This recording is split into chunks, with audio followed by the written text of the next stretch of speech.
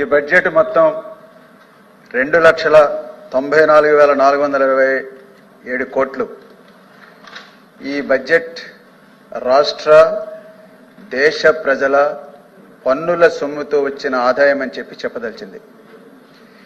ఈ సంపద సృష్టికర్తలు ప్రభుత్వాలు కాదు, ప్రజలు, శ్రామికులు, మేధో శ్రమజీవులని చెప్పదలిచింది.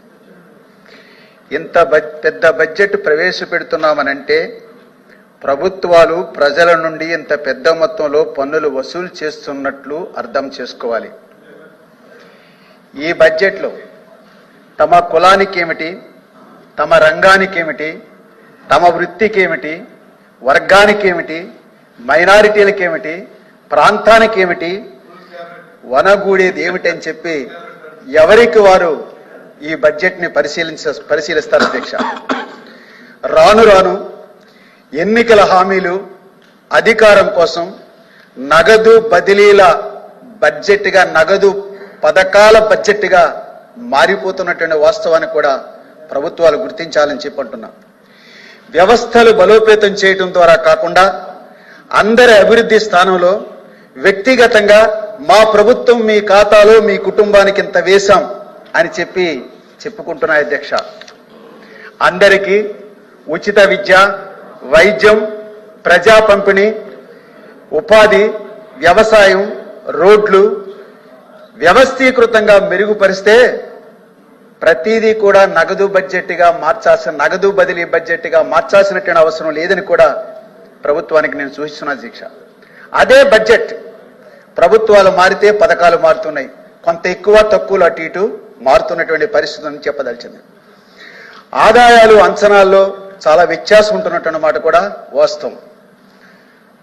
ఉద్యోగులు, ఉపాధ్యాయులకి సంబంధించి చూసుకుంటే, పెన్షనర్లు, చిరుద్యోగులు చూసుకుంటే ఈ బడ్జెట్ మాట వరుసకైనా ప్రస్తావన చేయలేదని తెలియజేస్తున్నా. ఉద్యోగులు, ఉపాధ్యాయులు 4 లక్షల మంది ఉన్నారు, పెన్షనర్లు ఒక 4 లక్షల మంది ఉన్నారు, కాంట్రాక్ట్ ఉద్యోగులు 1 లక్ష మంది ఉన్నారు, అవుట్సోర్సింగ్ ఉద్యోగులు 2 లక్షల మంది ఉన్నారు, స్కీముల్లో పనిచేసేవాడు 4 లక్షల మంది ఉన్నారు.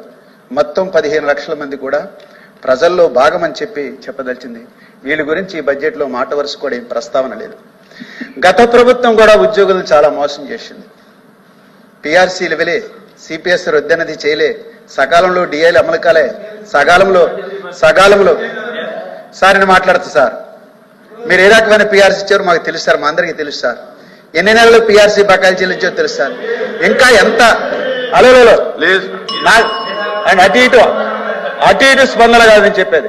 వాస్తవాలు మాట్లాడుకుంటే చాలా ఉన్నాయి. ఇప్పటికి కూడా 11 పిఆర్సీ పూర్తి కాలే, దాని బకాయిలు పూర్తి కాలే, రాబోయేటప్పుడు ఇప్పుడు చెల్లిస్తా ఉన్నారు.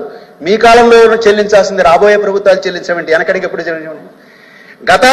గత జేఏసీ సమావేశానికి, మార్చి నెలలో జేఏసీ సమావేశానికి 35,000 కోట్ల బకాయి ఉందని చెప్పి గత ప్రభుత్వమే చెప్పింది. 35,000 కోట్ల బకాయి ఉన్నదని చెప్పి గత ప్రభుత్వమే చెప్పింది. మొత్తం అన్ని కలిపి పిఆర్సీ కావచ్చు, డిఏలు కావచ్చు, లేకుంటే ఏపీజేఏలు కావచ్చు, పిఎఫ్లు కావచ్చు, సరెండర్లు కావచ్చు, మొత్తం ఇవన్నీ 35,000 కోట్లు బకాయిలని చెప్పింది.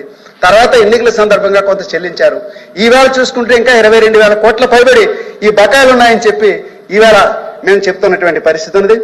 అలాగే ప్రస్తుతం 12వ పిఆర్సీ ఊసి కూడా ఈ బడ్జెట్లో లేకుండా ఉందని తెలియజేస్తా ఉన్నాం. ఆ రకంగా చూసుకున్నట్లయితే ఈ ప్రభుత్వం కూడా ఈ 12 లక్షల మంది ఉద్యోగులకు సంబంధించి మాట వరుసకు ప్రస్తావించలేదు. అట్లాగే పోలీసులకు సంబంధించి ఇందాక మా లక్ష్మణరావు చెప్పాడు, 3 సరెండర్లు పెట్టుకుంటారు, వాళ్ళు చెల్లించట్లేదు, సంవత్సరం నుంచి ట్రాన్స్పోర్ట్ ఛార్జెస్ ఉన్నాయి, చెల్లించట్లేదని వాళ్ళు ఆందోళన చెందుతున్నటువంటి పరిస్థితి ఉందని మీ ద్వారా తెలియజేస్తుంది. గత ప్రభుత్వం సిపిఎస్ని జీపీఎస్గా మార్చింది. ఈ ప్రభుత్వం ఏం చెప్పింది, ఎన్నికల సందర్భంగా మెరుగైనటువంటి పద్ధతిలో మారుస్తామని అంటుంది. అంటే ఓపీఎస్లోకి వస్తారా, సిపిఎస్ జీపీఎస్ కాకుండా ఇంకోటి వస్తారా, అలా మీరు ఏం చేయదలిచింది? మొత్తం ఈ ఉద్యోగులందరికీ అనేది కూడా ఈ బడ్జెట్లో మాట వరుస కూడా ప్రస్తావన లేదని చెప్పదలిచింది. అట్లాగే కాంట్రాక్ట్ ఉద్యోగులు, అవుట్సోర్సింగ్ ఉద్యోగులు, scheme workers, daily wage, part time, guest టీచర్లు, రకరకాల పద్ధతిలో వీళ్ళందరూ కూడా పనిచేస్తున్నటువంటి పరిస్థితి. వీళ్ళకి కనీస వేతనాలు కూడా అమలు చేయటం లేదు. పైగా డిఏలు కూడా ఇవ్వటం లేదు. ఇప్పుడు 5 సంవత్సరాలకు ఒకసారి ఉద్యోగులకి లేకుంటే చాలా మందికి జీతాల్లో మార్పు లేనప్పుడు ఏడీఏలో లేనటువంటి వాళ్ళకి ప్రతి 2 సంవత్సరాలకి జీతాలు పెంచాల్సిన అవసరం ఉందని చెప్పి కార్మిక సంఘాలు కోరుతున్నటువంటి పరిస్థితి ఉంది. ఆ రకంగా ఈ మొత్తం అందరికీ కూడా సంక్షేమాన్ని ఈ బడ్జెట్ లో ప్రస్తావన లేదని చెప్తున్నా. 5 సంవత్సరాలు 7 సంవత్సరాలు 10 సంవత్సరాలు కూడా జీతాల్లో మార్పు లేనటువంటి పరిస్థితి ఉందని చెప్తున్నా. కానీ మీ ప్రభుత్వాలు ఏమో రోజు రోజుకి ధరలు పెంచుతూ ఉన్నాయి. ధరలు పెంచి వేతనాలు పెరగకపోతే వాళ్ళ జీతాలు తగ్గినట్లుగా చూడాలి. పెరగడం కాదు, యథాతథంగా ఉంటుంది కాదు, తగ్గినట్లుగా చూడాల్సినటువంటి అవసరం ఉందని చెప్పి కూడా మేము అర్థం చేసుకోవాలని చెప్పి నేను చెప్తా ఉన్నాం. అట్లాగే లక్షలాది మంది అసంఘటిత కార్మిక సంక్షేమ బోర్డులు లేవు, సంక్షేమ బోర్డుకి నిధులు లేకుండా ఉన్నాయి, ఉన్న సంక్షేమ పథకాలు అమలు కాకుండా ఉన్నటువంటి పరిస్థితి ఉందని చెప్పి మీ ద్వారా తెలియజేస్తున్నా. చిరుద్యోగులకి, మిడ్ డే మీల్ కార్మికులకి ఇప్పుడు కూడా 4 నెలల 5 నెలల జీతాలు బకాయిలు ఉంటున్నటువంటి పరిస్థితి కూడా ఉందని చెప్తున్నా. బిల్డింగ్ కార్మికుల సంక్షేమం సంబంధించి గత ప్రభుత్వం 1400 కోట్ల రూపాయలని వేరే ఖాతాలకు మళ్లించింది. ఇప్పుడైనా మీరైనా ఆ 1400 కోట్లు మళ్ళీ తిరిగి జమ చేస్తారా? వాళ్ళకి ఒక్క సంక్షేమ పథకం, భవన నిర్మాణ కార్మికులు ఒక్క సంక్షేమ పథకమైనా గత 5 ఏళ్ళకి అమలకపోతే ఇప్పుడైనా అమలు చేస్తారనేదని కూడా ఈ ఇందులో లేదని చెప్పి చెప్పదలిచింది. అట్లాగే కాంట్రాక్ట్ ఉద్యోగుల రెగ్యులరేషన్ గత ప్రభుత్వంలో కొంత మేరకు చేశారు. మిగిలిన మెడికల్ హెల్త్ లో జరిగింది. మిగిలినటువంటి అనేక డిపార్ట్మెంట్స్ లో ఉన్నాయి. ప్రభుత్వం ఎవరైనా ఒక హామీ ఇచ్చిన తర్వాత అది ఉద్యోగులకి మేలు జరుగుతుందని చెప్పి అనుకున్నప్పుడు ఆ మిగిలినటువంటి ఉద్యోగులందరినీ కూడా రెగ్యులర్ చేసేటువంటి విధానం కూడా ఈ బడ్జెట్ లో లేదు. దాని మీద కూడా స్పష్టం చేయాలని చెప్పి అంటున్నా. జనాభా ప్రాతిపదికను చూసుకున్నట్లయితే ఆదివాసులకి 6.59 నిధులు ఇవ్వాల్సిన అవసరం ఉంది. కేటాయించింది 2.57% మాత్రమే. అలాగే 17% మంది దళితులకి 6.8% మాత్రమే బడ్జెట్ లో కేటాయించారు. గతం కంటే కూడా 1507 కోట్లు తగ్గినటువంటి పరిస్థితి ఇక్కడ ఉంది. విద్యారంగానికి సంబంధించి చూసుకున్నట్లయితే 9.8% నిధులు కేటాయించారు. డిఎస్సి చెప్తున్నారు, డిఎస్సి మెగా డిఎస్సి అంటున్నారు. ఓకే, విభజన ఆంధ్రప్రదేశ్ ఇది పెద్ద డిఎస్సి ఉంటుంది. కానీ ఈ సంవత్సరానికి ఆ డిఎస్సి లేదు. ఈ సంవత్సరానికి ఆ డిఎస్సి లేనప్పుడు, అన్ని వేల ఖాళీలు ఉన్నప్పుడు కనీసంగా ఒక అకాడమిక్ ఇన్స్ట్రక్టర్, నేను చెప్పిన అదే గత ప్రభుత్వానికి కూడా 50,000 పోస్టులు ఖాళీగా ఉన్నాయి, ఒక్క పోస్టు భర్తీ చేయకుండా ఏం చేసుకున్నప్పుడు కూడా టీచర్ పోస్టులు భర్తీ చేయకుండా బడ్జెట్ అంతా ఈ ప్రభుత్వాలు మిగిల్చుకుంటున్నాయి.